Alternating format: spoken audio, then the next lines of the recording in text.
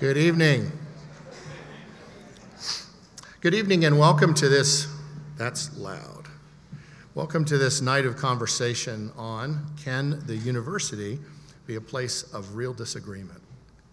My name is Mike Weaver and I'm the director of the Bradley Study Center at Virginia Tech.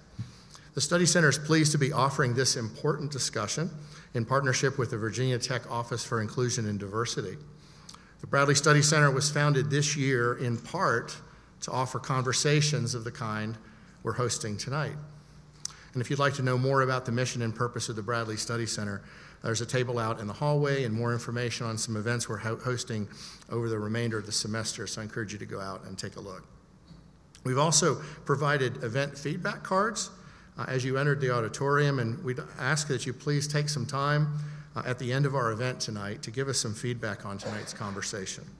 And we have some pens on the table in the hallway if you didn't happen to bring one, so thank you for that. Thanks also to the Honors Residential Commons, which, yes, there's quite a few students. Go ahead and announce your presence. Go ahead. There you go. There you go. The Honors Residential Commons also helped to sponsor our guest speaker and hosted him for several events over the past few days, and so that was great in conversation as well. The Latin phrase e pluribus unum can be found on almost every coin minted by the United States. The phrase means out of many, one, and it was informally adopted as a motto by the U.S. Congress in 1782. It gives voice to something at the heart of the American nation, a tension between our identity as a collective country and the individual liberty and freedom we consider a birthright of our citizenship. The public square today includes many diverse voices and perspectives, and yet, as our guest speaker has noted in his recent book, a literal public square no longer exists in most places in our country. Public discourse about things that matter has shifted to private entities like blogs, cable news outlets, Facebook, and the Twitter sphere. The tone in these places seems at times harsh, uncompromising, uncharitable, even raw. And that just might tempt us to stick to our social groups of people who think and believe just like we do. So-called bubbles seem to be everywhere. Tonight, we want to explore the question whether the university can be a different place. Can civil and respectful conversation take place across deep difference, even among people who express thoughts and beliefs considered by some to be deeply offensive? Are those kinds of discussions even possible? Can the university serve as a model for how civic engagement can occur, and can it help students and faculty develop practices to make that more possible beyond the campus? Might this be one reason that universities should exist? Our guest speaker tonight will help us think through some of these questions, and a panel of Virginia Tech faculty will respond to his talk through a panel discussion, and then we'll open up this conversation to include you all, the audience. And you'll be able to ask questions of our speaker or panelists by coming to the microphones that you see located at the front of the auditorium. Let me introduce our guest speaker, and after his talk, I will introduce our panel. John Inazu is the John and Sally Danforth Distinguished Professor of Law and Religion at the Washington University of St. Louis School of Law and Danforth Center for Religion and Politics. Professor Inazu's expertise is in the area of First Amendment constitutional law, particularly freedom of speech, assembly, and religion. And in 2016, he authored the book Confident Pluralism, Surviving and Thriving Through Deep Difference. We look very much forward to having him talk with us tonight, and would you please welcome Professor Inazu.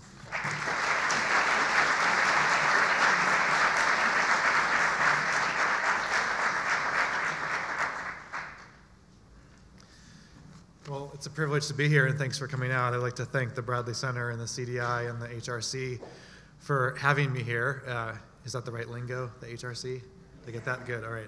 I want to tell you a little bit about sort of the basic framework of the book that I've written, and then try to do some general applications for the university as an institution or a place of disagreement. And as I heard last night from some of the students, I was reminded that this is really an argument about how we disagree rather than the substance of disagreement. And so I will leave the follow-up work, which is really the hard work, to all of you after I leave. but I do want to set up at least a basic framework for how we might think about these kinds of challenges. And I want to start with a story to get us thinking about deep disagreement and why it matters. And this is a story that comes from a Senate confirmation hearing about a year ago for a nominee from the Trump administration for a relatively obscure position in the Office of Management and Budget, which most people can't name.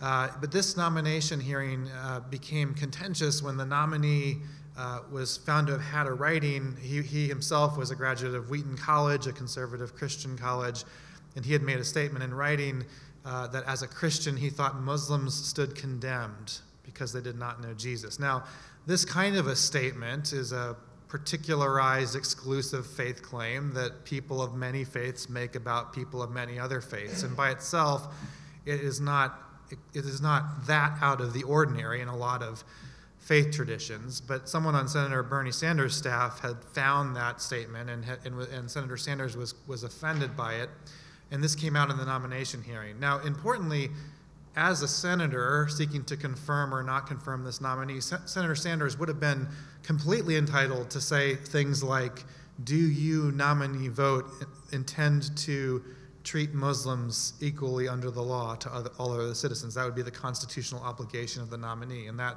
would be not only fair game, but the responsibility of the senator. Instead, though, he premised his comments, Senator Sanders, entirely on the content of the faith claim of the nominee, and said, I am not going to vote for you because you hold this belief. This is not what America's about. And as I was watching that hearing, I thought to myself, with due respect to Senator Sanders, I actually think that's exactly what America's about. It's learning to disagree and live with the differences that really matter, the differences that have consequences, and how we figure out to be in society with each other across those differences. And so I wrote to Senator Sanders and sent him a copy of my book. He hasn't yet written back, but I haven't given up hope. But we don't actually need to go to Senate confirmation hearings to think about the ways in which our deep differences divide us on a day-to-day level. So just think with me about your own personal reaction, either positive or negative, when you hear words or think of people associated with Muslim or evangelical Christian or atheist or Black Lives Matter or Make America Great Again. And we position people, and we tend to distance ourselves from people around these kinds of words that are attached to issues we care about and to fundamental matters that divide us. And all of this ends up cutting against that e pluribus unum narrative that we like to tell ourselves, that we are a nation undivided and in pursuit of a more perfect union. And in fact, we might actually be more divided than we realize. And that leaves us with a political problem in need of a practical solution. The philosopher Rousseau gave us one answer, and he said, it is impossible for men to live at peace with those they think are damned. And the object of my talk tonight is to convince you that Rousseau was wrong, that it's not only possible but necessary to figure out how do we live with those extreme differences in our society today. And so I do this in my book with two different sets of arguments, a legal and a personal dimension. And I suggest there, and have even thought more so in the last couple of years since I wrote the book, that there's an urgency to both the legal and the civic challenges ahead of us, that we can't sit around for much longer without trying to make some changes to these.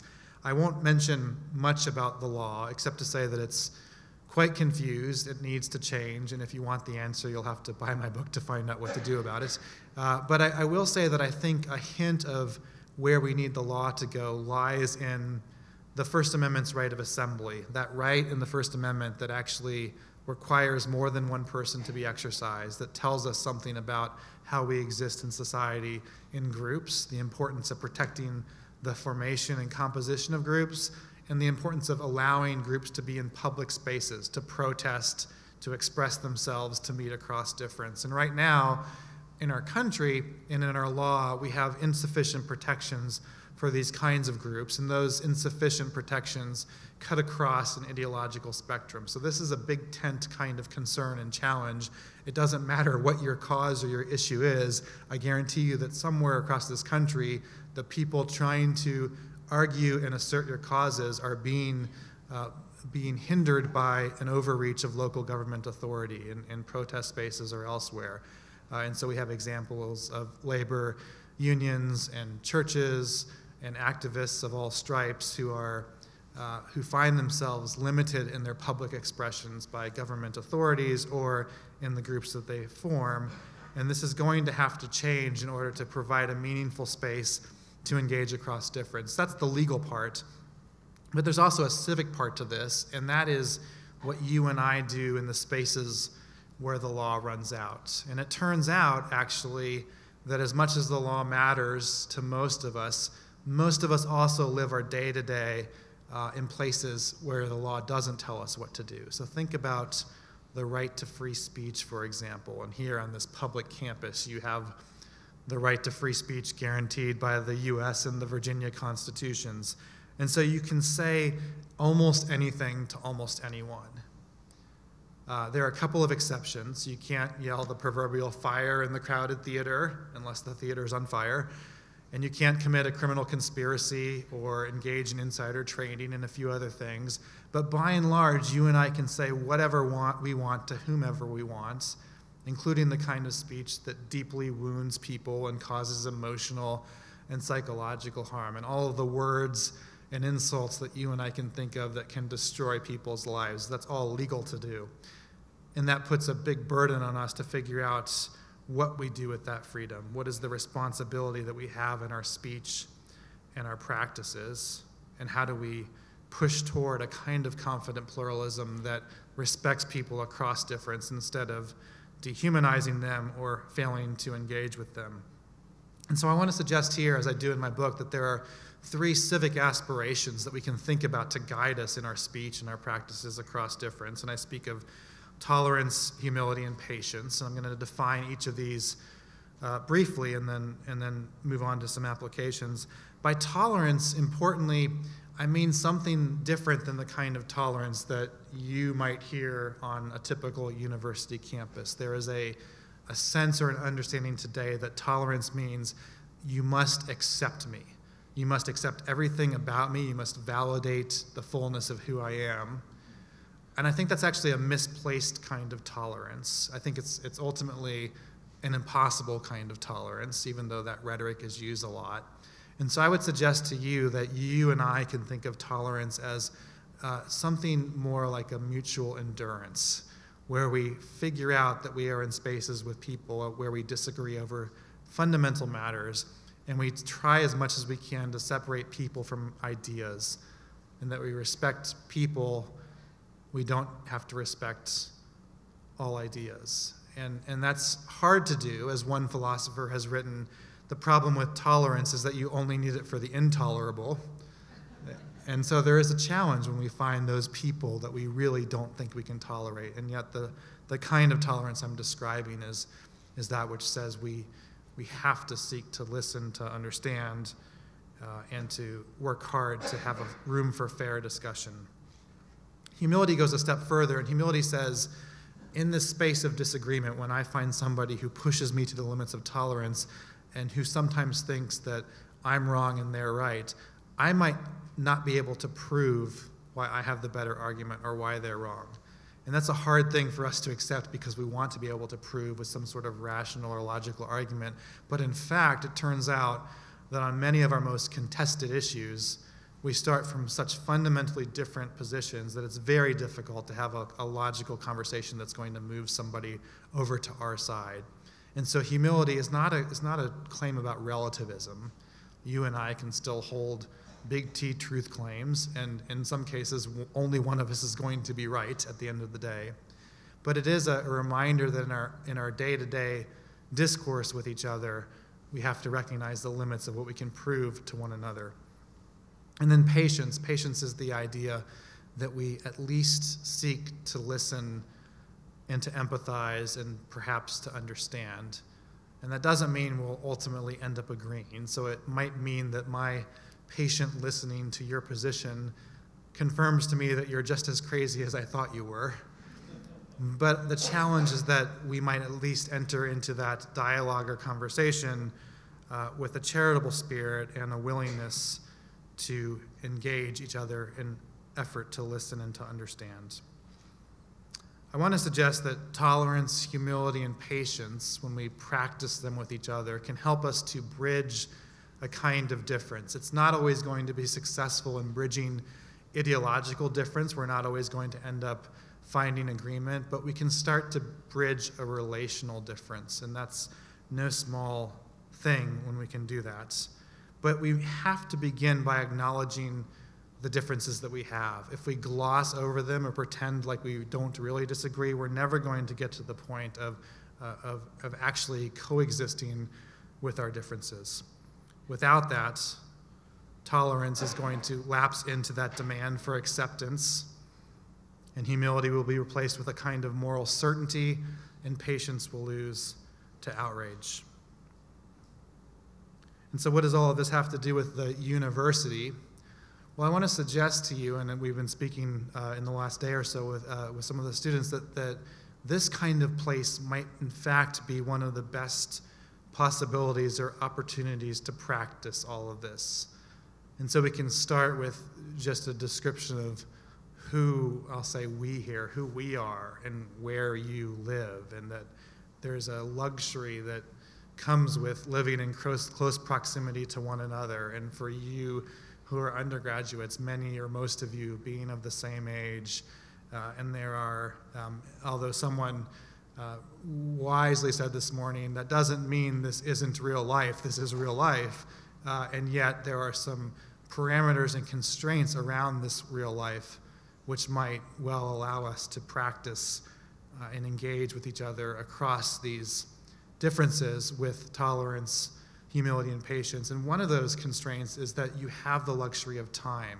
You can all be repeat players with each other, right? You can change the practices that you encounter on social media, where the conversation consists of at most 2 or maybe 3 or 4 quick reactions back and forth with people you'll never see again, and you can realize that person is going to be with me for 3.5 more years, and we're going to have to figure out a way to have a conversation that keeps going. I think this is possible especially in the public university, and maybe because of some of the constitutional constraints that are imposed on you by being a public institution. But in order to figure this out, a place like Virginia Tech or any institution of higher ed is going to have to figure out with greater clarity what its purpose is. What is the purpose of the university, and why are you here? And in truth, there will be many purposes and sometimes competing purposes.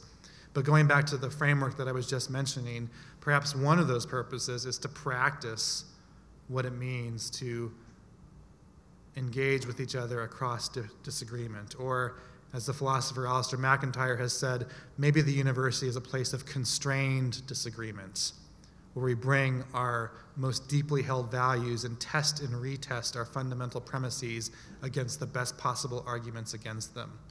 So think about that term, constrained disagreement. You need both pieces to it. You need the disagreement to be authentic. You can't paper over the differences. You can't tell people, don't bring your true beliefs here.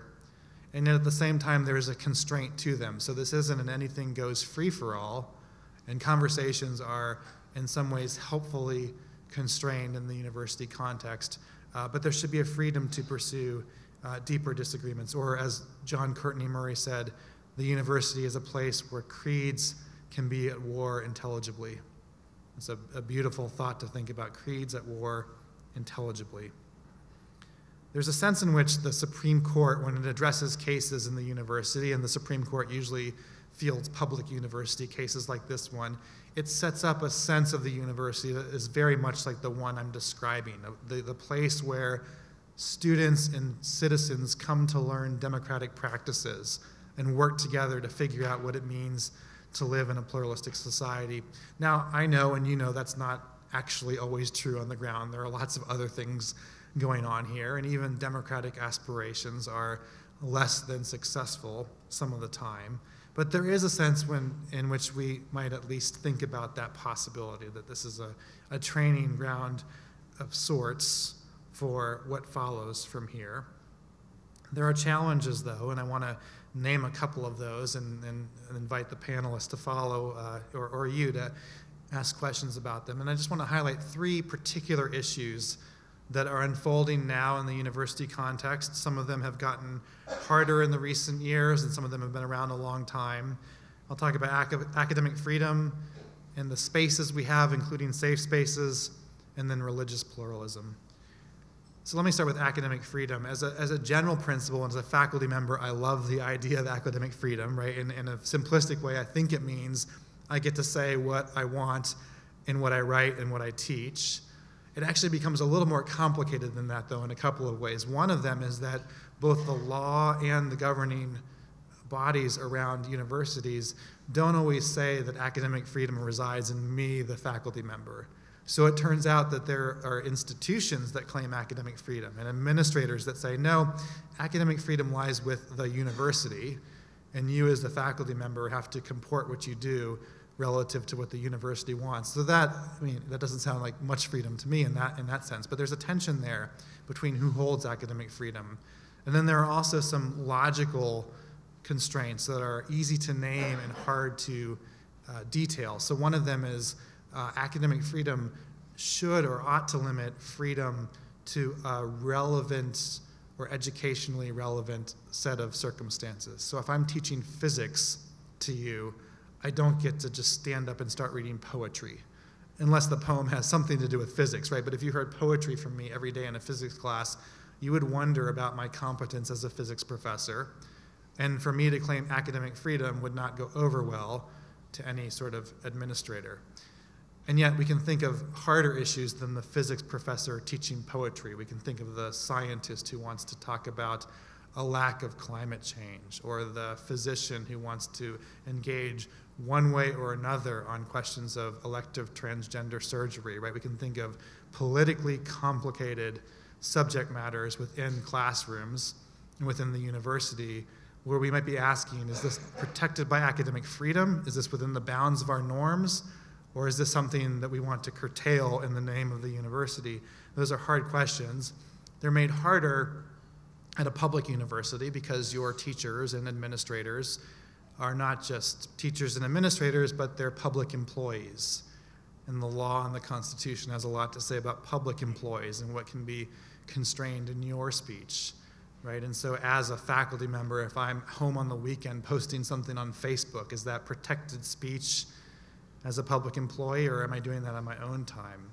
And it turns out that some of you students are also public employees, whether you knew it or not. So if you're here on certain kinds of pre-professional scholarships or athletic scholarships, there are ways in which you might also be public employees, and your speech on a Friday night or a Saturday morning might count as less protected speech. And so there's a complicated dance we're all doing, and especially in the public setting, about the boundaries of our speech and the words we choose and how those relate to our dialogue across difference.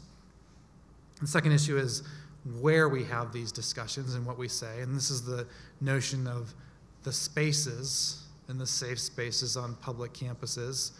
One of the challenges here, as you know from walking around this place, is this is a very complex and diverse set of spaces.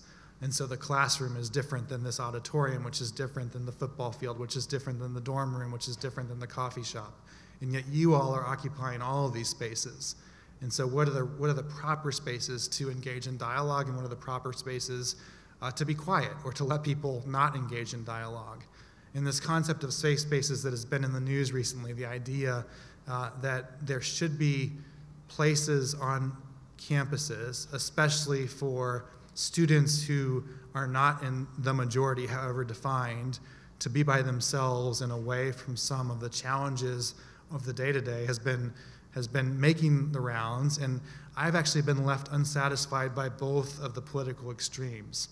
So there are some progressive arguments that say the entire campus should be a safe space, and I as a student should not have to listen to challenges to my beliefs, at least the ones that are going to cause me emotional harm or instability. And then on the conservative side, there are arguments that say, don't listen to the snowflakes, right? That this is not a safe space. You're in college to be challenged by your ideas. And I actually think both of those arguments miss the reality of what you all, and thinking especially of the students, what you experience in the day-to-day. that there are spaces here on campus where you should be challenged and made uncomfortable, and there are spaces that you ought to claim as your own, right? You live here 24/7. You live and breathe and eat and sleep and maybe exercise and do other things on campus. And just as I want the freedom to say that not everyone can walk into my living room, because sometimes I just want to shut it off and have my own space with my people, in this case my 8, 10, and 5-year-old and my wife, that you on this campus should have the same opportunity, right? And so I think when we miss the complexity of what the university is and the challenge of navigating conversations in some spaces and not others, then we miss the reality of the lives that some of you live. The issue of religious pluralism, I think in general, colleges and universities are doing a better job recognizing the importance of diversity. That's not to say that we are there yet. There is plenty of room to grow on all levels of diversity, but a lot of schools and a lot of colleges and universities are slow to recognize that religious diversity ought to be a part of that conversation. That as people bring in their beliefs and their identities, religious identities matter deeply to a lot of people, and they create a unique set of challenges in a pluralistic community like this one. Some of them are going to be zero-sum, so the religious believer who wants a certain accommodation might offend with that accommodation a different religious believer. So how does student life manage that particular conflict? And how do we as a community do that fairly in a way that honors and respects difference, or at least seeks to understand what that difference is? My sense is, and I don't know this place well, but I know enough other campuses to know that this question and attention to religious diversity needs a lot of work. And part of the reason I think that we are less able to dialogue across difference is a lack of attention to religious diversity of all kinds. I think these issues in the university are actually opportunities to think more carefully about how we are living together in a shared space. But failing to address them is going to hinder the possibility of learning the practices of confident pluralism. And in the meantime, those of us here who are citizens of the university, whether for 4 years or for a lifetime, are also citizens of a much larger political project where the stakes are higher and the opportunities for discussion and reflection are fewer. When we look beyond the university, the challenges seem even more daunting. So we encounter increasingly what's called the culture of shut up, which doesn't actually listen to a dialogue. Growing challenges to social media, growing geographic isolation, and a divide of transcendence between those who believe in religion of some sort and those who don't believe. And these challenges, as most of us know, have been getting more acute in recent months and years. And so is there a place in these growing challenges for optimism? Well, one early reviewer of my book, who was otherwise fairly kind to me, said that it was doomed to immediate irrelevance.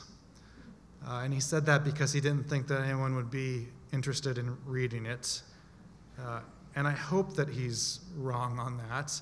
I tend to think he is wrong for a couple of reasons. One, when I've engaged with actual people at the local level, I see lots of examples and stories of encouragement and actual relationships across difference. It's a lot harder to see on the national level right now, but real people faced with real problems on the local level are working together to solve them across difference. I also think that our own history, as imperfect and flawed as it has been and continues to be, does offer some examples of when we've, against great odds, come together across our differences. In order to make this possible, we're going to need attention to the law, and we're going to need attention to our civic practices. What are we going to do about it? And whether the law changes, I do think that the challenges for you and for me are ours to own. What are we going to do with our social media practices? Are we going to diversify our news feeds, and are we going to comment less frequently and listen more to real people with real conversations? I think we can do this. I think we can start to do this, especially locally and especially in this kind of a place, right? In the dorm room and in the classroom and with students and faculty together. We can work to find common ground with others, even when we don't agree on a common good. And we can do this in ordinary practices like sharing meals and talking in small groups and promising to have follow-on conversations. Some of this, I think, sounds pretty mundane and pretty ordinary as a response to an extraordinary and complex problem, and perhaps it is. This entire argument of confident pluralism and the suggestion to you that it could start in the university is actually a pretty modest vision. It's not going to give us the American dream, but it might help to avoid the American nightmare. And that's a possibility for which right now we ought not lose hope. Thank you very much.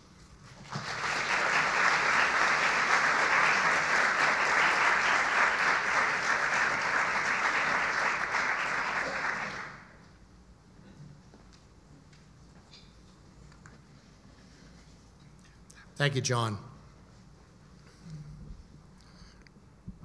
I'd like to introduce our panel now as they're coming up, and they'll take their seat. And they'll each have an opportunity. Go ahead and have a seat. Thank you. They'll each have an opportunity to respond to and engage with Professor Inazu.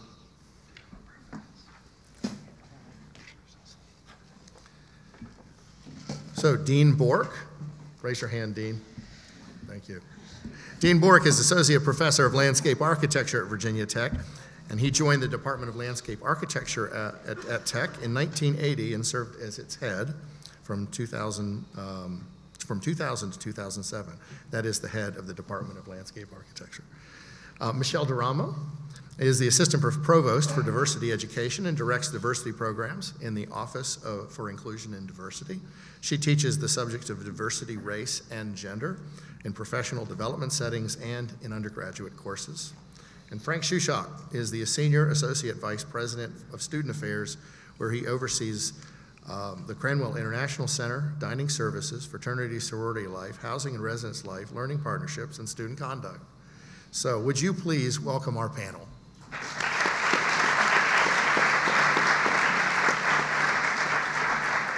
And we have no order for us to proceed. If one of you wants to just go ahead and start, that's fine. I think Dean has, he raised his hand. Oh, okay. I keep being thrust into these positions of responsibility that I didn't ask for. So I'm pleased that you all came out tonight for this discussion, and I want to thank John for traveling here and creating an opportunity for us to take up this issue, which I think is important. I guess I have a page and a half of prepared remarks that I'm going to probably skip over most of, but I agree with much of the position that you've outlined, John, and for very similar reasons, I think. There's one aspect of it that I asked you about earlier today that I'm still struggling with, and that is that it seems to me that while a university might be able to be a training ground for democratic practice, I don't think the purpose of a university as an institution is limited to that scope. And so to illustrate that, what I would like to do is tell a story of when I was a young faculty member, and I'm in the College of Architecture, and at the time we had, architects are kind of famous for having occasionally some egotistical figures hanging around, and we had a fellow who was pretty widely regarded as the patriarch of the architecture school here. His name was Olivio Ferrari. And we were having a discussion about sort of approaches to making the built environment, designing the built environment. And I said to him, Olivio, I really don't understand why you have to be so dogmatic about your position on architecture. And what I should have said is I don't understand why you have to be so narrowly dogmatic on your position of architecture, but I chose my words poorly. And he kind of half stood out of his chair and he shook his finger in my face, which you probably couldn't get by with that today. And he said to me, every curriculum is a dogma. And I didn't really understand the impact of what he said at the time, but I believe that in the end, when we set out to teach others, when we set out to educate, there is inescapably a defined purpose, an agenda, a dogma that drives that enterprise. And so it seems to me that there has to be some type of distinction drawn between the methods that we use to cope with the differences that we have between ourselves and the way that we go about trying to define institutions that have dissimilar range of purposes. So that's an issue that I would raise, and then I would try to bring it a little bit closer to Virginia Tech and say that I believe that Virginia Tech, I do accrediting visits around the country. So I've visited, I don't know, maybe 8 or 10 universities for extended period of time, looking at how programs within the universities are formulated over the last maybe 8 or 10 years.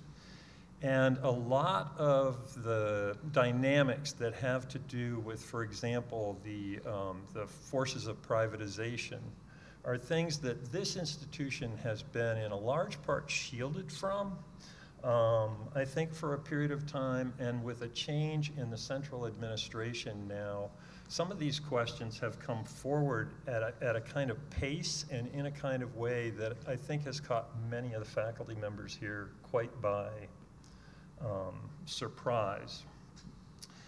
And part of what concerns me in that is, will we lose the distinction between higher education as a purposeful enterprise versus higher education as a practical enterprise? Will we give up our souls to save our skins? And I think that is a real challenge. And then I guess the third comment I would make, and then I'm going to let Frank take over. I think he's had enough time to settle down now, so maybe he's ready to make a comment.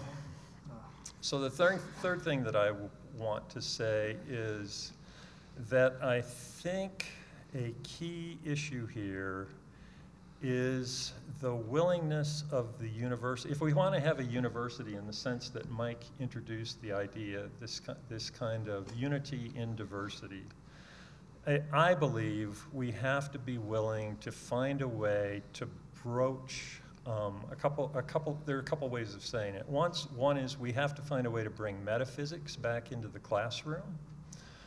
Another way to say it is that we have to find a way to entertain discussions in the classroom that have to do with the possibility of transcendence. I would say people define their understandings of themselves in theological terms. They may define themselves by theological affirmation, or by theological doubt of certain kinds, or by theological denials of certain kinds. But I think it's a thesis that can be defended, that people define themselves in response to some kind of theological outlook in the world. And I'm not really sure how we can aspire to be a university, at least in sort of what we might say is the nominal historical sense of the term, if we cannot find a way to open up that question. Do I need to move this here? Thank you, Dean. And John, first, as I already shared with you, I so enjoyed reading your book, and I think part of the reason that I enjoyed reading your book is I found it incredibly practical. It gave me tools.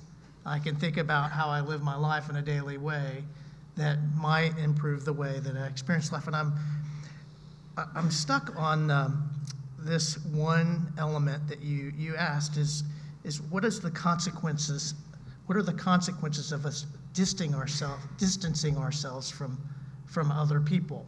And so that immediately brought me back to my own life.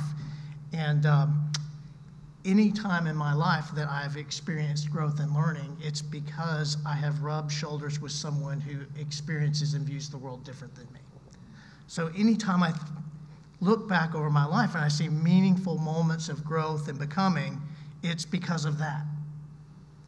And so I was thinking about something I learned in graduate school with the idea of an amplifying loop. And I remember there was a sample of an amplifying loop, and it says, less interaction leads to less liking, which leads to even less interaction to less liking. And I think that is the pattern that leads to isolation. And everything we know about community and living life well and growing and becoming is about community. And the differences that occur in that community is the stuff that makes the life fascinating and interesting and perplexing and often changes us. So I think that is a really interesting thing worth thinking about.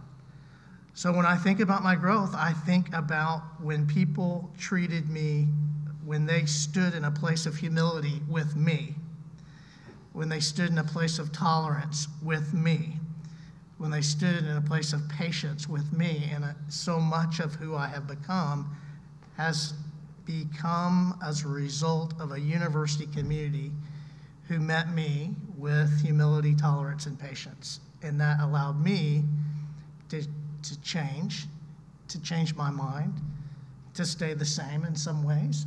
And I'm really grateful for that. So I'm just going to end with this really practical notion that you posed in your talk, which is this whole idea of what is the purpose of this whole enterprise we call higher education. And I hope at the end of the day, the reason that we're all a part of this is not just to get an education so we can have a better job, so that we can take care of me and mine. And I think a place like Virginia Tech, we can't escape the fact that our motto is ut prosum, that I may serve. And who is it that we're supposed to serve? I think our motto calls us to serve the whole world, all of it, its complexity, everyone who's in it. And not to choose who it is that we're going to serve humanity. And I think that is a great calling for us as an institution. And I think that is going to require the humility to not know all the answers, to be patient with people and yourself in one's learning, and to be tolerant. And I want to conclude because I want to make sure I ask you this question, that you answer it for people, because we talked today earlier, John, because it wasn't in your book, but we left the conversation as I asked you about what do you do about the extremes? What do we do about the white supremacist that wants to come to campus? And you answered that question in a way that I thought was helpful for me to think about, which is that that maybe those people on the extremes can't add much to confident pluralism, I think is what I heard you say. So I want to make sure that you maybe talk a little bit about that, because often when we think about vast continuum of disagreement, that we're often talking about the extremes. I think you called them in our conversation today bomb throwers, the people that just want to come and make a scene. And you also had advice for students who are thinking about what kinds of conversations to bring to a college campus that actually add value to the broader purpose of what higher education is.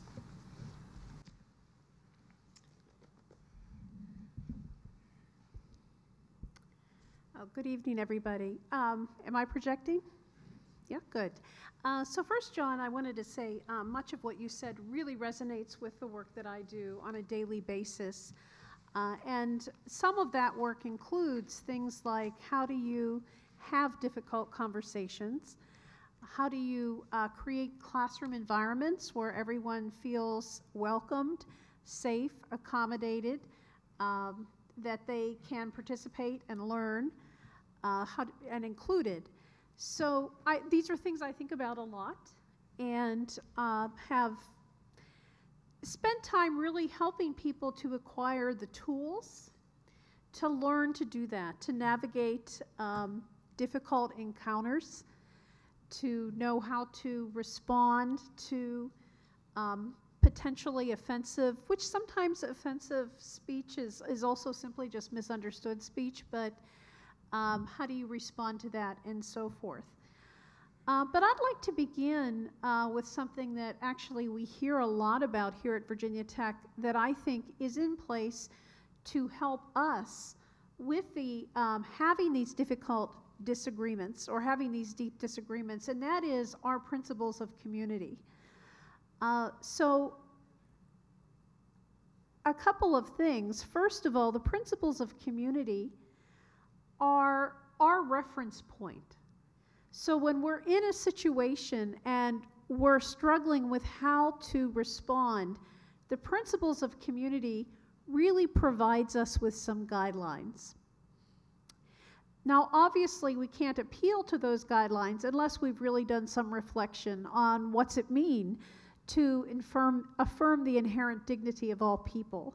What does it mean to respect, to enact civility, and so forth?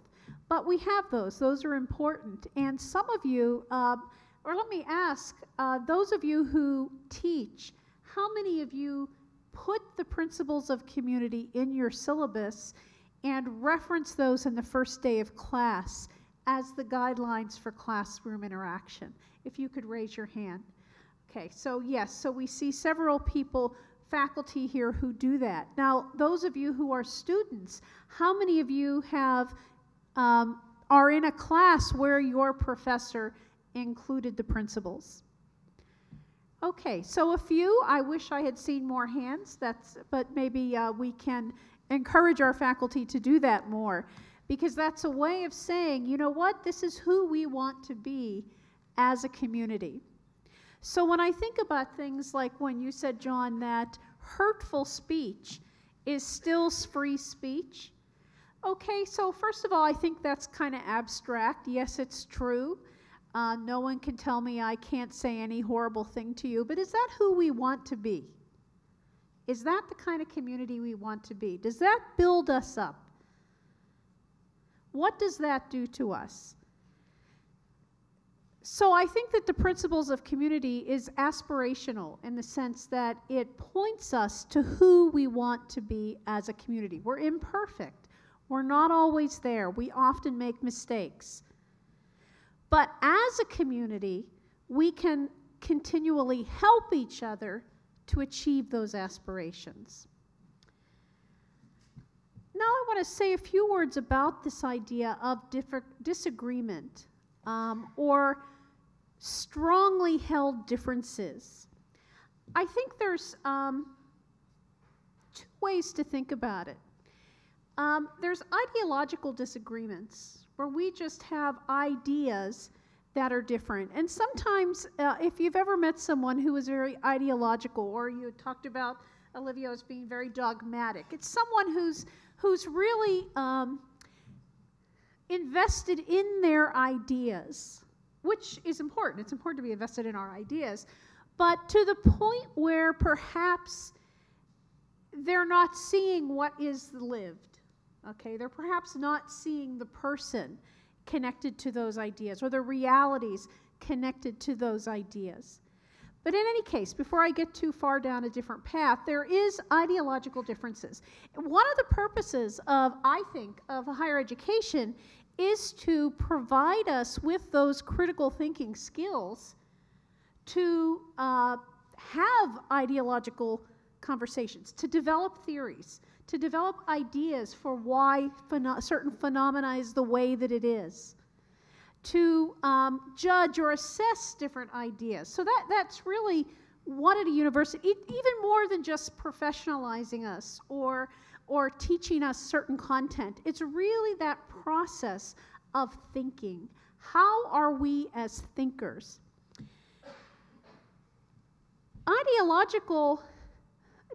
Developing our ideologies can help us with what I think is the more challenging interaction of disagreement, and that is differences around lived experience. Do we accept, are we willing to listen and hear about other people's lives? Or do we arrive at conclusions and resist or feel defensive when people from different lived experiences express their realities? I think that some of what happens in universities in terms of developing, creating knowledge, is helping us to better understand lives that are different from our own. Okay, so you just think, to put it in practical terms, 1960s, 1970s even, someone born with Down syndrome was immediately, that was viewed as a tragedy, and that those people should not be a part of society, or could not so much that they shouldn't, but they could not. But today, we've learned new things about human beings, about the brain, about how we interact, about human variation. And it creates greater acceptance. Some of the greater acceptance that helps us to more realize those principles of community, that help us to navigate differences among us, come in part from what happens in universities, okay, which is that construction of knowledge, that better understanding what it means to be human.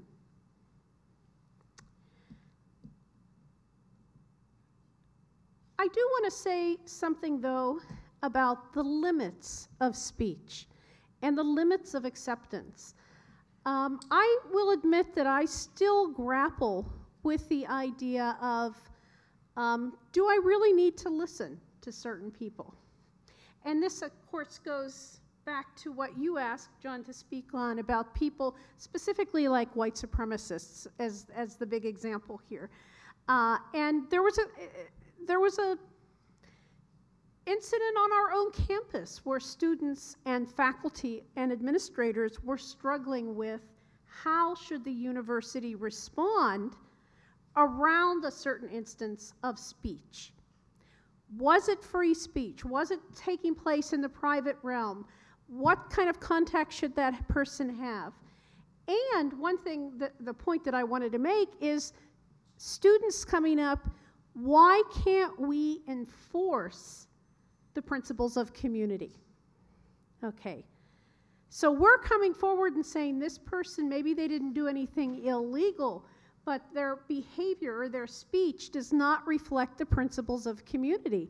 And administrators are saying, well, we can't do anything about that. We can't take legal action because this person is not behaving in a way reflective of the principles of community. And then they say, well, why can't we enforce the principles of community?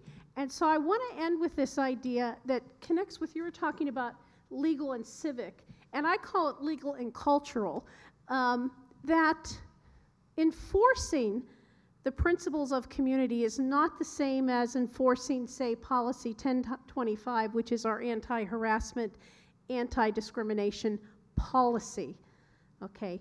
The principles of community are not a policy. They are a set of values, a set of community standards. And the way we enforce them is through how we live, how we build a story of community, and how we practice the work of being community. And I'll stop there. Well, these are great comments, and I will try to be brief in response to get to some of your questions, but thanks to all of you for engaging and issuing these thoughts and challenges. To Michelle, I completely agree with the aspirations of community. It's hard in a place of this size, right? You all are bigger than a lot of cities. So to have a lived community ethic is hard at the institutional level of Virginia Tech. I think there are more possibilities at say, the local level within the local, right? What does your dorm life look like? Or in classrooms that facilitate this, can you learn to trust each other in the right classroom settings to practice this well. And that's going to take intentionality, and it's going to take good faculty to guide you in that. That brings me to Dean's comments, and I'll just extend your characterization of architects to really all faculty. Faculty have the double-edged challenge of having above average egos and below average social skills, but you're stuck with us, right? So we're all you've got. You're right that we issue dogmas in all of our classes. I was a civil engineering major. In civil engineering, the dogma is math and science, but the beauty of that dogma is you kind of know if it works at the end of the day, right? The bridge either stands or it doesn't stand. It's a lot harder in some of the more contested normative spaces. So should the conservative Christian baker be able to deny the wedding cake to the gay couple? That's a pretty hard question to answer. I think it's a complicated question. I think if you don't see it as complicated, you're missing a charitable understanding of one side of the argument or the other. But there's dogma involved even in trying to teach those kinds of questions in the best possible way. I do think, though, that the combination of the math stuff and the normative stuff is really important, and that gets to your point about not divorcing the purposeful from the practical. Mm-hmm. And I think higher ed right now is in grave danger of having that separation made. And so I spend a lot of my time teaching law students.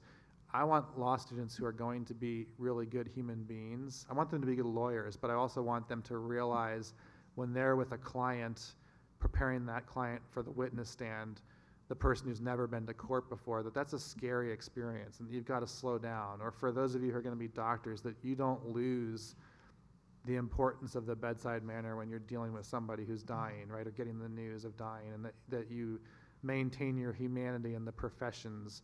And if we lose that at the undergraduate level, we're in danger of losing that on a much more holistic level. So we've got to, I think, fight for that institutionally and as faculty, and you as students need to ask for that too. And then to Frank, you mentioned the challenges of less interaction with people who are different than us. And that's one reason I think that the college experience is so important, because in some ways you don't get a choice, right? You're kind of crammed in here and forced to be with people who are at least somewhat different. But out there in the different real world, you are still confronted with the challenges, but maybe don't have the same opportunities. And so I'm thinking of a friend of mine, Ken Stern, who's the former CEO of National Public Radio. And Ken has just written a book that he's called Republican Like Me. He himself is a lifelong Democrat and a progressive in most ways, no particular religious faith. And he wrote the book because he realized shortly before the presidential election that he did not know a single Republican. And he thought, that's a problem for me, and I want to go meet Republicans and write this book. And it's a lovely book. I encourage you to think about it or to read it. But the danger of isolation or our own echo chambers or just ignoring the people who are different than us is only going to intensify when you leave this place. And that's, I think, one of the reasons that probably all of us up here want to push you into these positions of confident pluralism and engagement across difference, which then brings me to the final point, responding to Frank, about what are the limits of confident pluralism. And some of you out there know that I've just written a preface to what will be the paperback edition to this book that will be reissued in a couple of months. And in that preface, one of the things I'm doing is trying to say, what's changed in the last 2 years since I wrote the argument, where I wasn't thinking about overt white nationalism, for example, but that's no longer possible to ignore. I have a friend, Ibu Patel, and Ibu, in conversations 2 years ago, would start public talks when we're talking about hard issues of difference by saying, let's just stipulate that we're not talking about the Nazis. Well, he doesn't get to do that anymore, right? Because we are talking about the Nazis, and we're talking about white nationalists and people who are increasingly empowered to make those claims. And when you confront people whose argument is, I don't think you should be a citizen, or I don't think you're a human being, that's not really a good starting point for confident pluralism. And so there are boundaries, and even if those boundaries are not legally enforceable, that kind of argument is not going to be part of any possible good political future. And so I think it's incumbent and essential to name with clarity what those positions are and why they should not be welcome to the public or the private square. Now, having said that, and this is what we were talking about earlier today too, there is an attendant responsibility on all of us, which is to tone down the rest of our rhetoric with everyone else. The fact that there are real Nazis out there probably should caution us against calling everybody who disagrees with us a Nazi, right? And when somebody disagrees with you about healthcare policy or immigration policy, that does not make them the face of evil, right? Or the embodiment of depravity. And so I think whether on social media or in our private conversations with just our people, we need to start making some pretty clear distinctions in our language and our rhetoric, or else we're going to lose the power of those words when they are going to matter most. And so I think as we sort through difference, we have to recognize, yes, there are absolutely going to be limits. We need to be clearer about those than some people have been, and then we need to be more charitable with the rest of us as we try to work through this.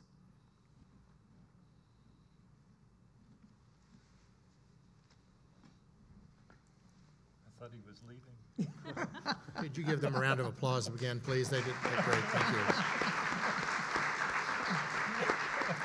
you. Now we'll have an opportunity to include you in the conversation. If you would like to ask a question in person, we got microphones down in two places at the front. And as we want to model civil and respectful discussion, please do the same as you propose one question to our guests, and make sure it's a question and be as brief as possible. So I invite you to come down if you have any questions you would like to ask to Professor Inazu or anyone else on the panel. And you can line up too, sure. We'll start right here. Thank you. Good evening, ladies and gentlemen. My name is Michael. I'm a junior in the College of Theater. And Professor Inazu, you brought up this great explanation called this shut-up culture. I'm part of a bunch of conservative organizations on campus, and we brought a speaker in the beginning of February, and we put up our money to get these posters printed, put them all over campus, and much to our chagrin, every night after we would put them up, we'd come back the next day to take them down. The biggest example was the day before the event. Me and my friend Raphael covered McBride Hall in its entirety in places where there were other posters. We didn't break any university codes or anything, and they were all torn down. So how would this can go to all of you? How would all of you go about combating that shut-up culture that wants to keep these disparate ideas down? Thank you. Go ahead. No, this is, are you kidding? So thanks for the question. I think a couple of things. I mean, I think the level of responsibility is ratcheted up at a public institution where you do have, I mean, I teach at WashU, and we can set whatever norms we want. We can say, take your posters down, but it's harder to do that at a place like Virginia Tech. Without knowing enough of the specifics about this particular situation, I'll generalize the comment and say, from what I've observed and seen nationally about some speaker invitations to university campuses, I would back the question up a bit and say, why is a particular group inviting this particular person to campus? I am all for a robust discussion of diverse viewpoints, but I'm also confident that there are lots of thoughtful people out there across the ideological spectrum that can, with clarity and within, remember I talked about McIntyre saying this is a place of constrained disagreement. So yes, the disagreement, but also the constraints that honor certain discourse norms. And my sense is that at many campuses, and I'm thinking of national news stories, the people that some student groups are bringing in are actually not interested in constrained disagreement. What they're interested in is stirring the pot, making national news, causing problems to a community. And I actually don't want those people on campus, not because I'm against free speech or a diversity of viewpoints, but I think there are just much better representatives who are willing to engage on really hard issues. So having said that, I mean, there are lots of campuses that don't do a very good job about bringing the hard issues to the table, or they've become their own echo chambers, and so they're just kind of three shades of views on the left instead of actually having real disagreement. But if you're going to have disagreement, then call me and I'll tell you who you can invite, who can do this in in a mature and thoughtful way that respects the constrained disagreement that I think we ought to be aspiring for. Hi. Okay, next question. Go ahead. Hi. My question is directed specifically to Ms. Duramo, but any of you can answer. As an engineering student, I have been forced to go through mandatory sensitivity training. The failure to complete these online and in-person classes result in some sort of academic punishment, such as being unable to register for my classes. I and many other engineering students that I have talked to feel as if this restricts our freedom of speech and freedom of association. No one is forced to participate in prayer at a public institution. I don't see why I must be trained to refrain from saying things such as, I believe that the most qualified person should get the job, or, wow, your English is very good, especially at a public institution such as Virginia Tech. What is your opinion on the obligatory state of these trainings, and how does it fit into a place of disagreement? Okay, so first of all, it's Dr. Duramo. But anyways, you're referring to Diversity EDU. Yes. And I'm sure most of you are familiar with Diversity EDU. And Diversity EDU was implemented within the past 2 years, and it was approved by the Virginia Tech Board of Visitors as something that they wanted all students to complete as a part of their education at Virginia Tech. So your question is, and actually this has come up several times, there are students who have expressed disagreement with having to complete Diversity EDU. Now, for those of you who are not familiar with Diversity EDU, it is a 45-minute online module, and it is a part of a suite of brief online courses that students are asked to take at the beginning of the academic year, usually incoming students, that are intended to really just set some standards. There's Alcohol EDU and Haven EDU. Haven is about sexual assault and sexual behavior. So the reason we do Diversity EDU is first of all, we recognize that the university is no longer just a predominantly white university. I mean, historically, it still is. But, demographically, it still is predominantly white, but that we are increasingly representing many different lived experiences, many different backgrounds. We also recognize that where we are at this time in history, that people need to have a competency about interacting across difference. And so the purpose of Diversity EDU really is to just, and it's very, very basic, really, basic ideas about interacting in a way that supports the principles of community, being aware of difference. Hopefully, we have in residence halls and classrooms some extended conversation. But your question, though, you asked why is there penalties for not completing it, and does this abridge freedom of speech? Okay, so does it abridge freedom of speech? I don't think it does, because when you come to a university and a curriculum is established, it's established because the educators have determined that this is an important part of the kinds of things we think students need to know. Now, it's not saying that you need to agree with what you're being taught. It's just simply we want you to have this in your arsenal of knowledge, okay? And in fact, if you don't agree with the content, then I would say, really, develop your argument for why you disagree with it, okay? Get some evidence, think about it, develop a philosophy that's an alternative to what Diversity EDU is presenting. Now, the penalty piece, and this is correct for those of you who are not familiar, we want students to complete it, and we say that if you don't complete it by a certain point, and believe me, they keep pushing back that deadline, because we don't want to put a hold on anyone's ability to register for classes. But it's meant to really just say, okay, come on, you need to do this, and that's why it's in place, as it's a part of just the requirements. All right, thank you. You're welcome. Go ahead. Hi. Just wanted to throw on an overarching question or thought. Have you covered the reconciliation process now that all these dialogues are out? For example, Kevin Spacey or hashtag Me Too. The person's been destroyed. How do you bring them back into the fold?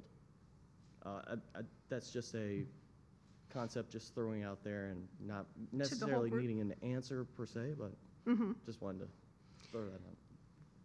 So you're saying if there is someone who, so you referenced the Me Too movement.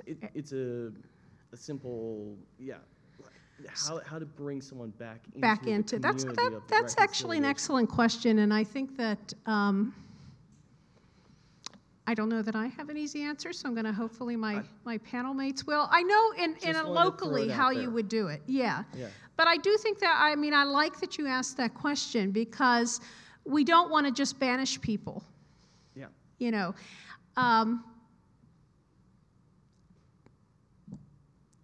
I'm hesitating because I have a lot to say, and I don't know that I can say it all. Overarching, I'm just throwing it up here. You guys catch it however you want, and I'm good. So you want to catch it? Just quickly, a couple of thoughts. I think I'm mostly very supportive of Me Too, and I'm also deeply worried about part of it from a due process angle. And so I think this is hard, and there has to be a lot of thought and attention to it.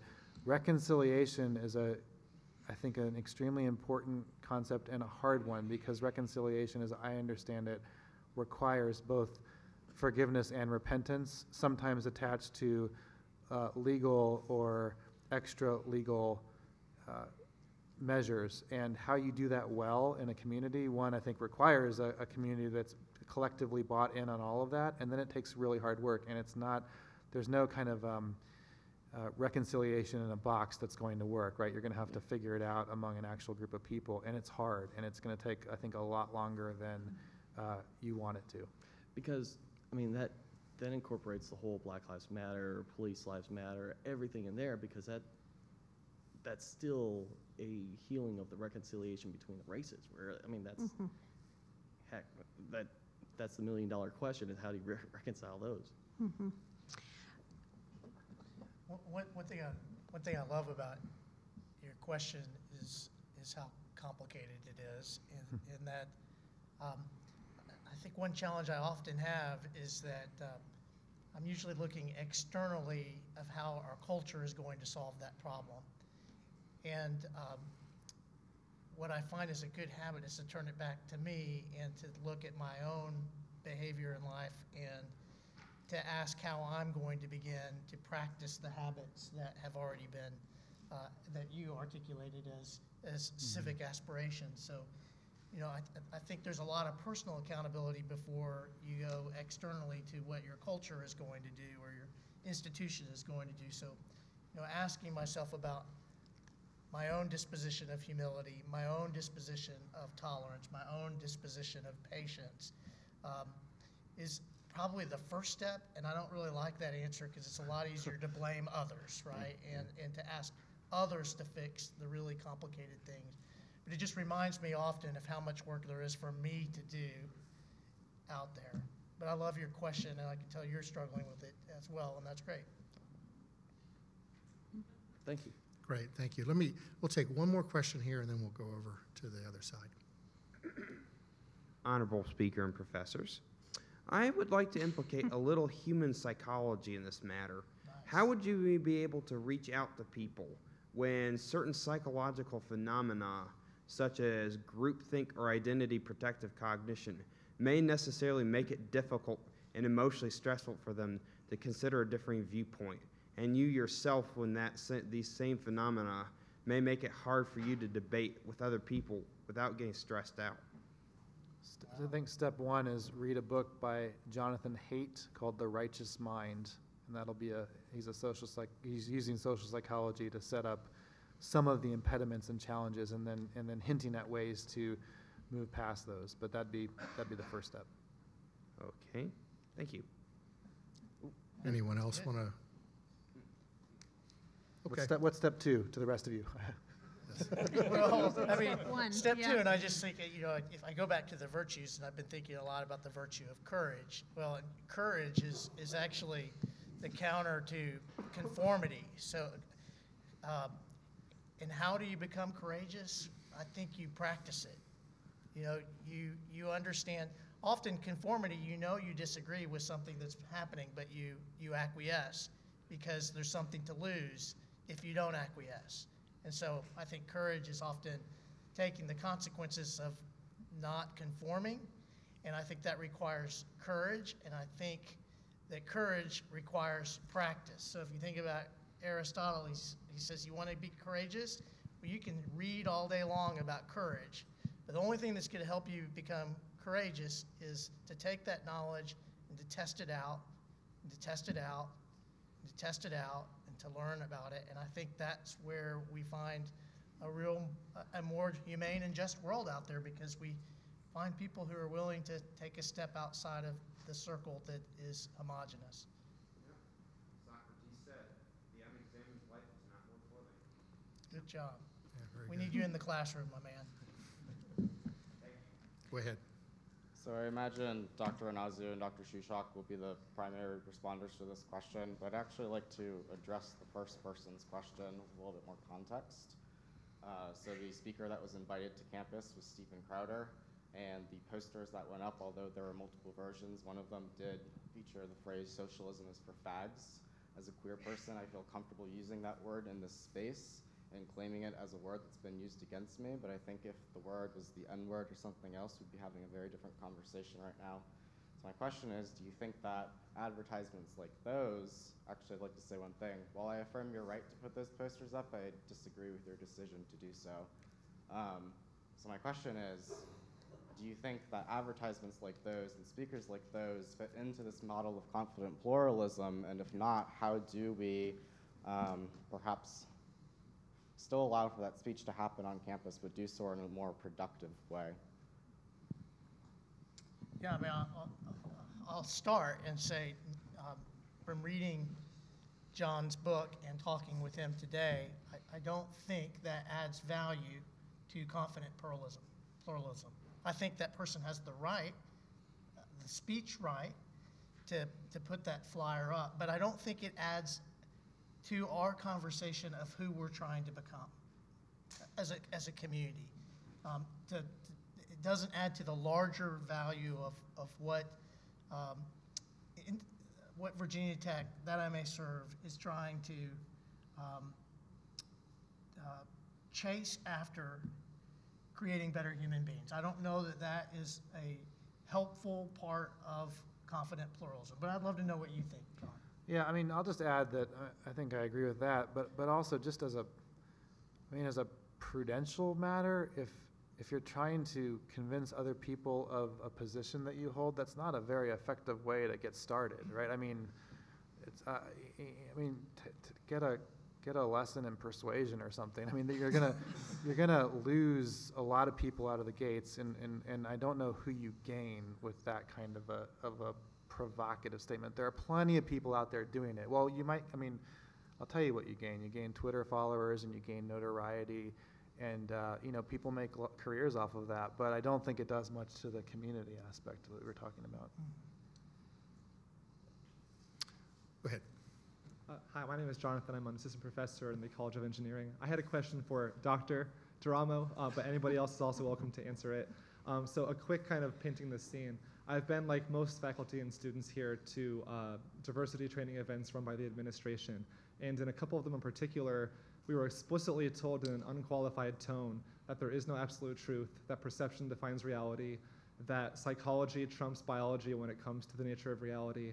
And there was a Cosmopolitan magazine video played that was about a pre-adolescent youth who was talking with his parents or her parents about getting hormonal treatments in the near future, and it was in a very positive light.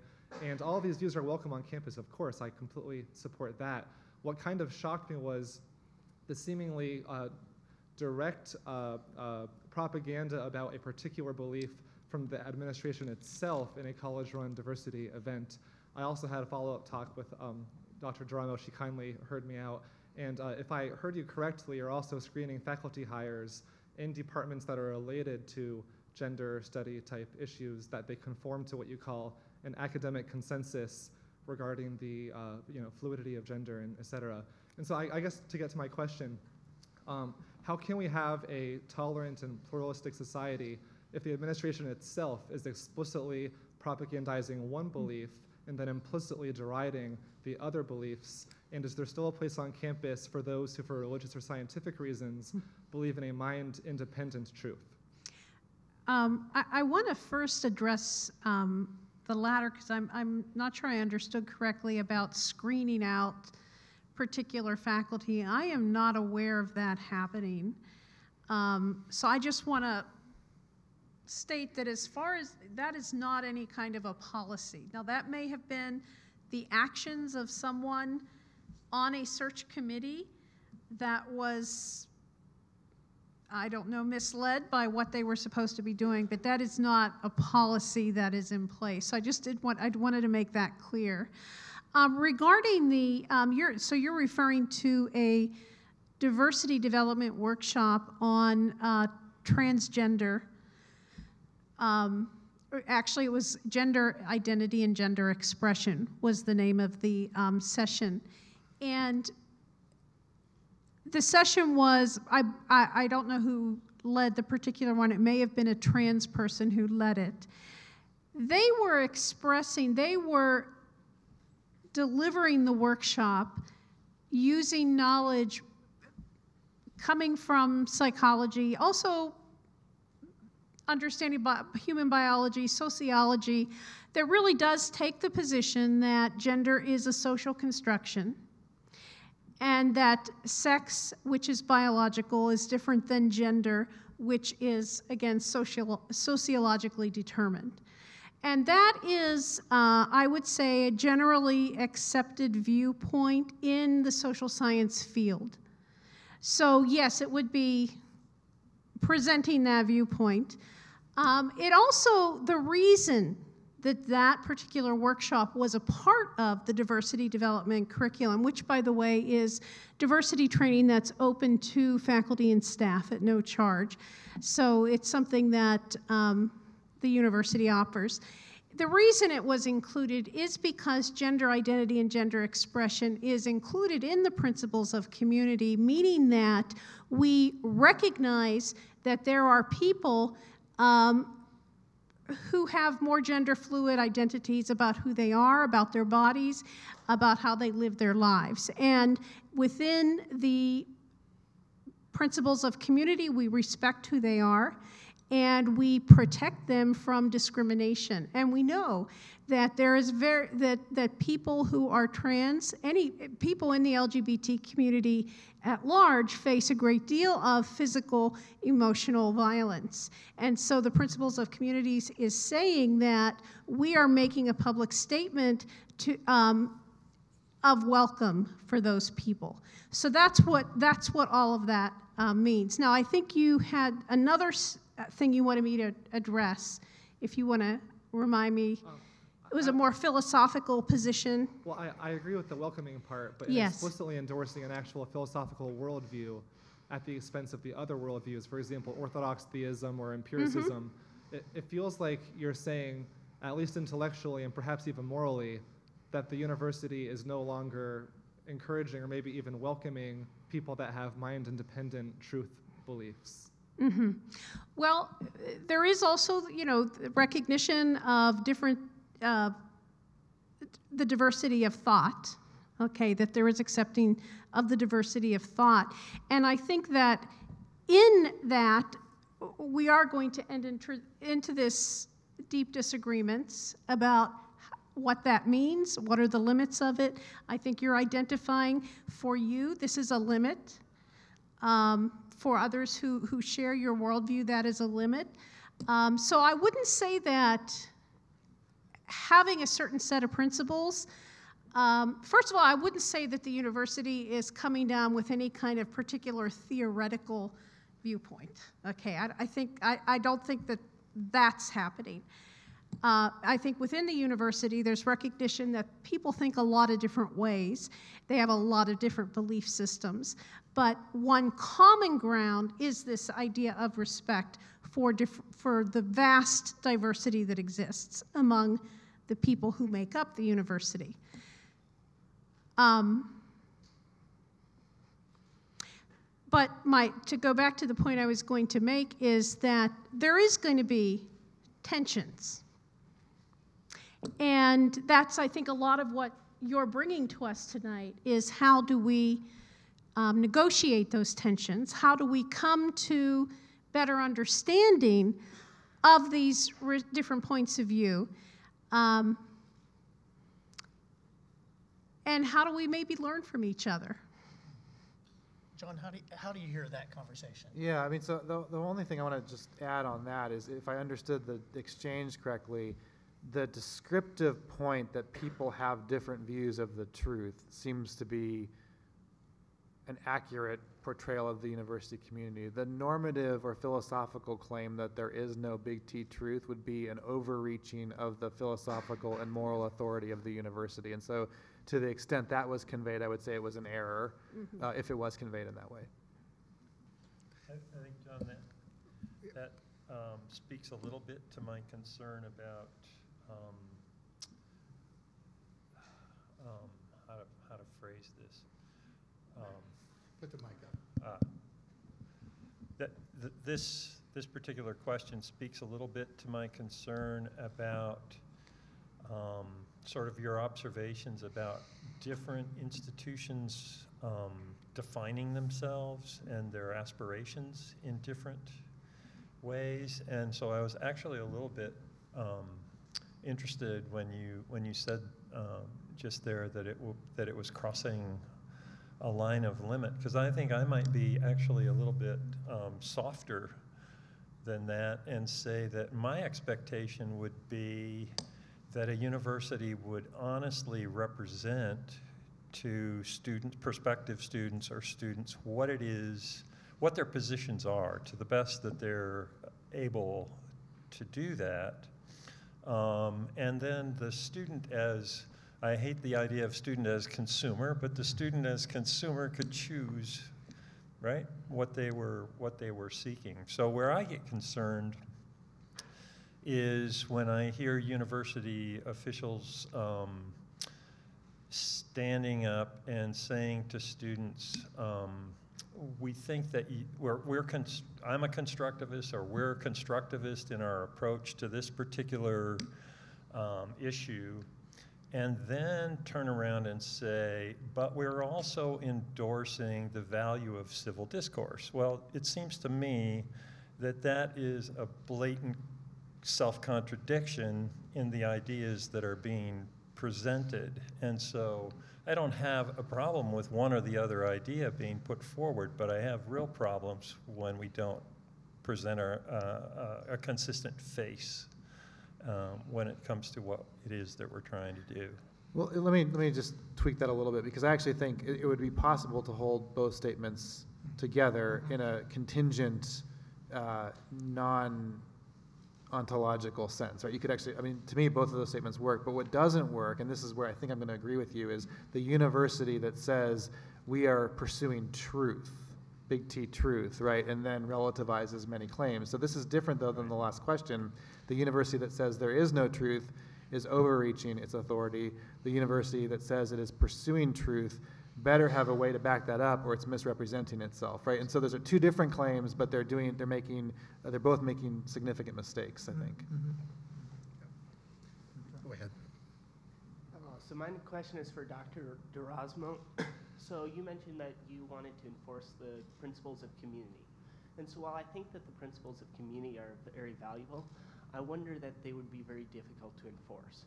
And so while much of the U.S. has more of a innocent till proven guilty, and you have to have a great preponderance of evidence, the university in many different aspects has not been quite to that much. And I know, like, for the conduct referral process, it's a more guilty than innocent. And there's many different aspects like that. And so my question is, do you feel that the principles of community would be able to be enforced in a fair, just environment that would not be a subjective one? would create a clear standard for people to follow. Yeah, just to clarify, when I had said about enforcing the principles of community, I was actually quoting what I was hearing some students saying, because my belief is that if you want to, when we say the word enforce, there's something like, it's like a conduct referral or a policy, punitive or something like that. And I don't think that that's what the principles of community are all about or how you advance them. What I would say instead is that, and actually I said this to many faculty, is how do we build a narrative of community in our units? In other words, how do we make community? That's what the principle, that's how we enforce the principles of community, is by living them. That's what I believe. I have somewhat of a parallel question to that. I had the great pleasure of getting to hang out with Dr. Inazu. He lived in the efficiency space in the HRC. And one of the things that we talked about was the idea of, as students who don't necessarily get into these deep engagements regularly, we have to practice how to disagree. And sometimes that involves making mistakes. And luckily, I live in a community where I have a lot of people I can trust to make a mistake, talk about how that was different. And when you broaden that out to the classroom or the university as a whole, what you were referencing with the principles of community, you mentioned that hurtful speech is free speech. And then you talked about, but is that the type of people that we want to be? And I think sometimes it can get this idea of, well, we can't say hurtful speech. It's not under the principles of community. And so my question kind of lies in the idea is, how can we as a university facilitate our principles of community without giving that idea of shame if people make a mistake in their art of trying to practice the art of disagreement? Yes, yeah, that's a great question. Sometimes we say hurtful things without intending to be hurtful, okay? We're awkward sometimes, and we're learning.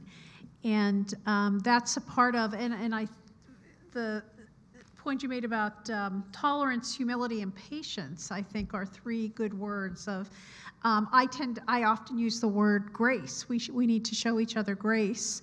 That sometimes we make mistakes. Sometimes we say things that don't align with our intentions. But it also, you talk about practicing, and that's a good word, because, and I speak now especially to those of you who are in leadership or instructional positions, is how do we help one another? What tools can we give to one another so that we can practice saying things, being aware of, if I say something in a particular way, it might be hurtful, or avoiding saying anything because it might be hurtful really isn't a good way to go either. So sometimes just really, helping each other out, giving some language. If you hear something that makes you feel uncomfortable, what's some easy language that you can have ready to say, ouch, that hurts, or I don't agree with you, or can you say more about why you think that? But helping each other so that we have the things we need to practice. Do you think that there's an explicit role, and I can open this with the greater panel, of the different actors in the university to give us those ways of practicing? Well, I don't know if I'm going to answer your question, Emily. But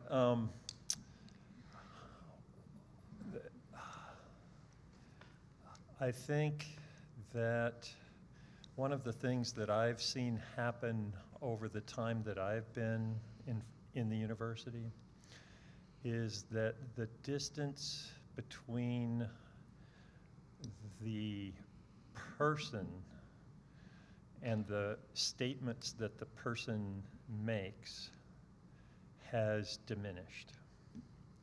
And so what we find ourselves, I think, often in now is a circumstance where we're we're tending to think that the person is defined by their beliefs and the words they use to express them. And in that circumstance, if we challenge their beliefs, we are challenging their personhood.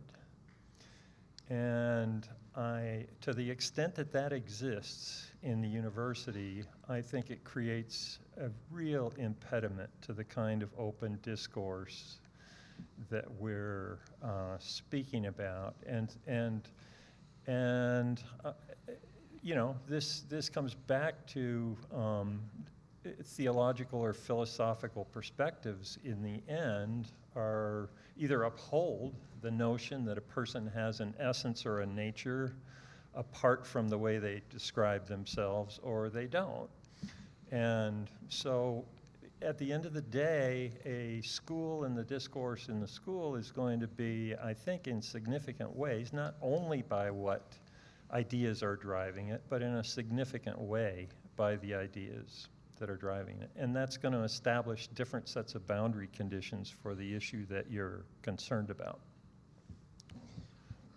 I just keep thinking, Emily, thank you for that great, insightful question and comment. I just keep thinking about institutions and communities are always going to be imperfect. And so what makes communities flourish are individual actors and how they teach one another how to be in community together. So what I'm thinking about is our individual capacity to not shame people, to allow people to become. You know, one of the things John and I were talking about is one consequence that you all have that we didn't have is that so many things that you think you might have put on social media and is documented, whereas or videoed. But I'm just incredibly grateful nothing that I said when I was 18 is in print, because I'm a very different person than I was in 18. And by God's grace, I'll be a very different person in 10 years because there'll be a lot of growth, a lot of mistakes, a lot of challenges, and hopefully people who traverse that are going to extend me the opportunity to become a new person. And so we individually can do that for other people. I think it's very difficult to ask the institution to do that because it's our individual actions that eventually create the culture of the institution. So you're a part of that is what I'm saying. Yeah. Thank you. Great. This is a great conversation, and we're going to have to start drawing it to a close, but I want to honor those folks who have stood for so long to ask a question. So what I'm going to ask us to do is to go into something like a lightning round. And so when you're asking your question, be as brief as possible, and when you're answering, if you are, be as brief as possible. Let's see if we can get our last questioners an opportunity. Go right ahead. He just told us to shut up. That's what he said. Yeah, let me interpret that for you. So I'm probably going to take us a bit away from where we were, as I'm able to be here this week as a guest of one of the students because the school I work for is on spring break. And I think, like, as a teacher, a significant portion of our job is to prepare students to come to college. And talking about, like, there's so much, as students are looking at that, like, process of applying, and even just, like, I mostly work with middle schoolers, so it's really just, like, preparing them for that process, like, working on, like, getting them academically prepared and all those kind of things, I think, and I think teachers do work really hard to ensure that students are ready for tough conversations and that they're already having those conversations in class. So my question is kind of in two parts. I think one is, how do you think that the university system can work to ensure that like incoming students are like aware of an expectation of having an understanding of competent pluralism and of an ability to engage in this community? And then I guess second part would be, like, how can the university work to support teachers and schools as they try to ensure that students are prepared for that? Okay, John. Tell them to read my book. Right? Okay. No, it's a great question, and it just points to the fact that formation and practices start a lot earlier than your freshman year of college. So keep up the good work, and bless you for being with middle schoolers. I like them. They're fun. Great. Darren, go ahead. Hi, I'm Darren England. I'm a chairman of Young Americans for Freedom here at Virginia Tech. And so my question is, so we keep talking about drawing the line at these bomb throwers or these people who don't contribute legitimate arguments, as you'd say, to the speech, and constraining our speech to constructive speech. How do you prevent creating an echo chamber that you warned against? And what's to prevent that bubble of constrained speech from becoming smaller and smaller where only one set of ideas is expressed? Yeah. I mean, I think it's an important question. I mean, some of the diversity stuff on college campuses in terms of the administrative side makes me a little squeamish. I think it overreaches in a lot of ways because I think most issues are really hard, and good people of goodwill disagree for a reason about most even super painful contested disagreements.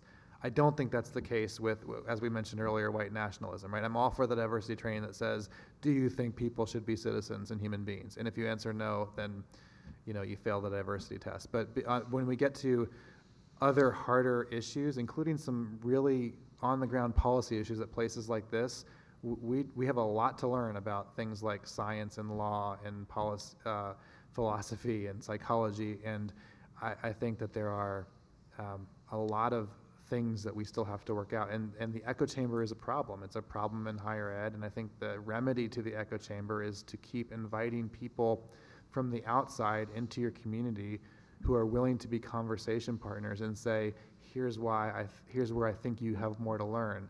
But that's not going to be the bomb throwers, right? And right now, too many college campuses and student groups are inviting the bomb throwers, and I don't think that's helping anybody. And I want to add one thing is we're talking a lot about ideas.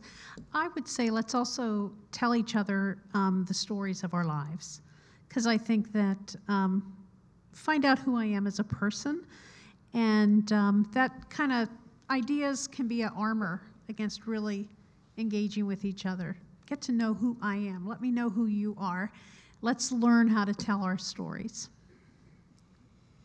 I've never found lack of difference of opinion to be a danger. It seems not in sparse supply. All right, thank you. Thank you. Colin. All right. I want to say, my name is Colin Wellborn. I want to say, first of all, thank you for being here. I'll get to the point with my question. My question is for the whole panel, but just from my experience being in a variety of different college classes, I was just wondering what you thought about just how the conditions are now for professors working to engage and kind of nurture this process of just like intellectual stimulation for students. So when a student's in a class, I've just done some different readings online, and it seems to be a consensus that students sometimes feel like they can't speak out because they're going to be disagreed with, or they get the feeling that the professor has a certain ideology or a certain bias, and they don't want to get poked at by the professor, or they don't want to be shamed in front of their peers. And so from your experience, where do you think we are right now? Where would you like to go? And kind of what do you see and what do you kind of see in the environment that we're in right now with students not really being able to voice their opinions in class? It could be any sort of class, just because they feel like the professor might not agree. And how do we help professors just become more open to the differences of students and realizing that there's an unequal power structure with the professor being the technical expert and the student kind of working through, lots of different pieces, trying to formulate a picture that hopefully is more holistic and not biased? Well, part of my job that I want to do a lot more of is work with faculty on something called inclusive pedagogy, which is really about this idea of how do we create an inclusive classroom where students can feel that they can speak, that they feel that they can learn, and I want to do that a lot more so that more people can learn some of those practices.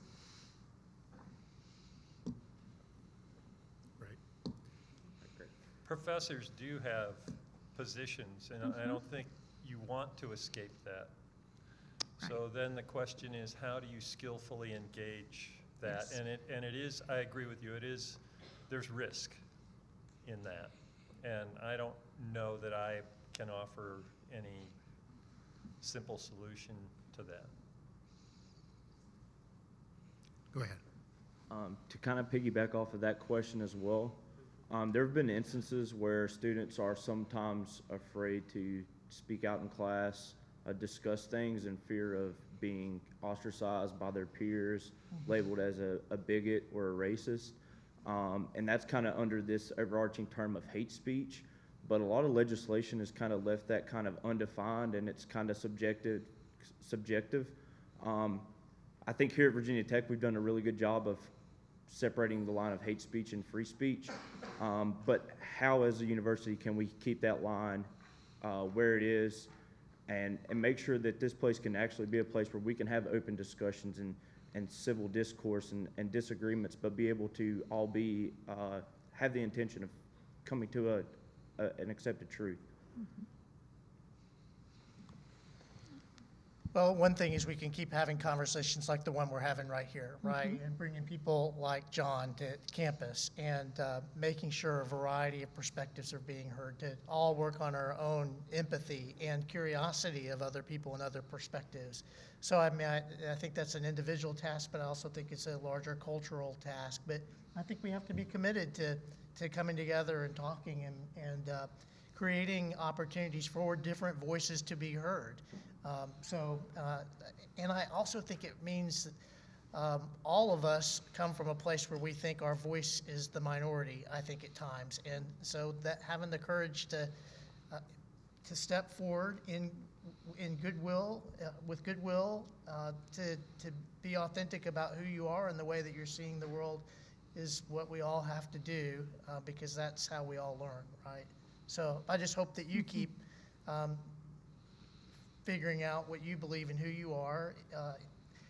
I call it learning in public. I mean, I think we have to learn in public, and we have to allow other people to learn in public as well. And that's really hard. It's hard for the person who's trying to learn in public, and it's also a discipline for all of us that are listening to allow people to learn in public and not villainize them when they trip on a word or they're figuring out what they think.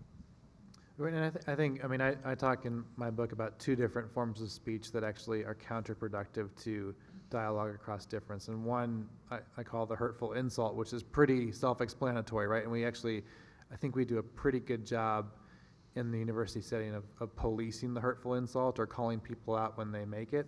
The other one I call the conversation stopper, which is often the word, you're a bigot, or you're a heretic, or you're a lunatic. And those aren't necessarily, sometimes they're hurtful, but they're more intended to shut down a conversation.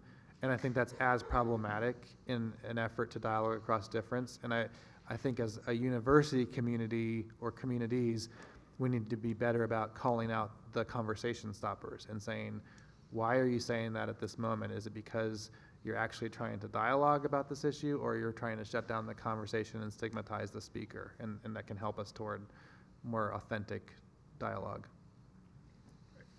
Go ahead. So a problem I see a lot today is people take attacks or critiques on their ideas or disagreements as an attack on them, their personal being, or as an attack as, say, their self-identity. How can we get away from that and more so like an attack on your ideas? Maybe you just have a bad idea. I'm not saying anything about you personally. It's just, you just have a bad idea. So how can we get away from people taking that kind of thing like as an attack on them personally? Yeah, I mean, that's going to require the work of distinguishing as much as we can people from their ideas. But if you're going to say that you respect people and not necessarily their ideas, you're going to have to show that you respect people, right? And that means relationship, and that means trust, and that doesn't come with a one-off conversation. So I think the goal is to distinguish people from ideas and critique and disagree with ideas. That's what part of this experience should be. But you can only do that effectively if people believe that you are respecting them as people. Yeah, I Last wonder question. The whole idea of, I have a good friend who's a philosopher, and he always corrects me when I say agree to disagree. He says that we need to change our language to agree to keep disagreeing.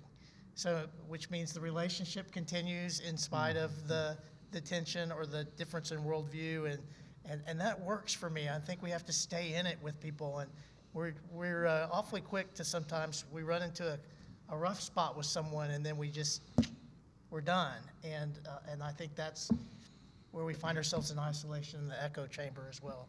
Very good. Okay. Go ahead. What was mentioned before about the violent dissent and about controversial speakers, especially with places such as UC Berkeley, which happened probably last year, could this outrage be from the seclusion and lack of exposure to differing opinions and other limited opinion areas such as safe spaces? Otherwise, that places the blame on the speaker rather than making the violent dissenters accountable for their intolerant actions. And overall, could this limiting exposure to diversity of opinions, especially more controversial ones, be a reason behind these uncivilized reactions? I mean, I think the answer is yes and no, right? I mean, I think some of the reactions we've seen on some college campuses to some speakers have been completely out of bounds, right? I mean, what we saw at Middlebury, for example, was awful, and people were hurt by that, and that was a speaker who was extremely controversial but willing to engage in discourse norms. I think at some of these other campuses, I mean, I don't think there's an echo chamber problem on a progressive campus. I don't think it takes that to recognize that some people are just bomb throwers, right? And I just don't see the value add of these people to our discourse. It's not, I don't want to shut them out legally, but I mean, there are so many other people with good ideas that disagree with you. Bring those people in and have a real conversation and stop inviting Ann Coulter to campus. Or, I mean, I'm going to stop naming names here, but right, there are plenty of other people to bring to campus if you want to have a lively conversation across difference.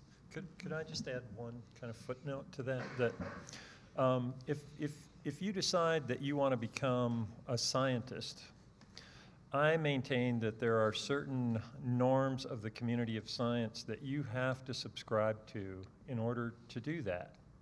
So you won't last long if you decide to falsify your data, or if you decide to publish someone else's research under your own name. And so there are community norms, and you place yourself under or within the either under those norms or within the envelope of those norms to learn and to practice. You enter a community of practice. And this is one of the reasons why I am particularly concerned about universities as best they can articulating their identity and their purposes. And I realize they're complex organizations, but it seems to me there's a burden of responsibility there to declare what it is that you are intending to do educationally to the best of your ability, because the people who, if we're going to hold up the principles of community as our common pact that sets the frame of acceptable behaviors, people need to know what it is that they're entering into, and they have to do that in an enlightened circumstance. Thank you. Thank you. Well, our time is coming to an end, and I think we can say that for the last 2 hours we've practiced, or we started to practice, confident pluralism. And so would you please thank our guests and panelists.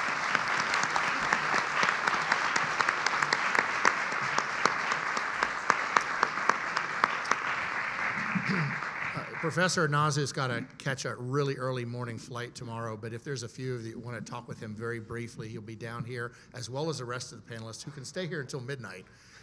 So anyway, thank you very much for coming. Thank you. And please give your cards, if you filled your cards out, please hand them out to the students that are at the doorway on your way out. Thank you.